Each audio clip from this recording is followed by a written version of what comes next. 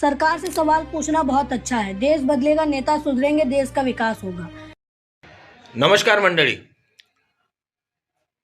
आज 14 वर्षाच्या मुलाला चांगलं काय, वाईट काय, खरं काय, खोटं काय, बरोबर काय, चुकीचं काय, ह्या सगळ्या गोष्टी समजून राहिलेल्या आहे. पण जे लोक मराले टेकले आहे अजूनपर्यंत त्यांना ह्या गोष्टीची समज येऊन नाही राहिली किंवा हे झोपल्याचं सोंग करून राहिले आहे. झोपेतून उठायला तयार नाही आहे. या प्रकारची अवस्था आपल्या भारत देशामध्ये झालेली आहे.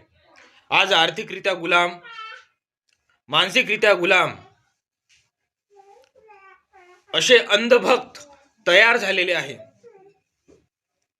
आज अस्मित गौतम सारख्या मुलाला सपोर्ट करण्याची आवश्यकता आहे. आज कितीतरी सामाजिक कार्यकर्ता, समाज सुधारक जे जनतेच्या हितासाठी, हक्कासाठी भांडून राहिले आहे, त्यांच्यावर खोटे गुन्हे दाखल होत आहे. त्यांना फसवल्या जात आहे, त्यांना अटक होऊन राहिली, त्यांना कारागृहात, जैलामध्ये टाकल्या जात आहे. या प्रकारची अवस्था आपल्या भारत देशामध्ये झालेली आहे.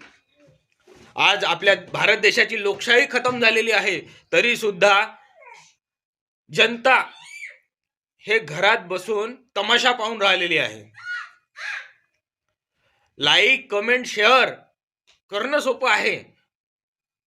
यापेक्षा यांना रस्त्यावर उतरून तुम्ही मदत करावी अशी माझी सर्व महाराष्ट्रालाच नव्हे तर या भारत देशाला विनंती आहे.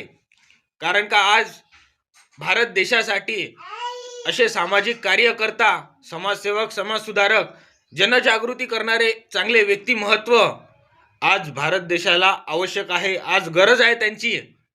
कारण का आज आपण गुलामीत जगून राहिलो आहोत. त्यामुळे सर्व जनतेने जागं व्हावं.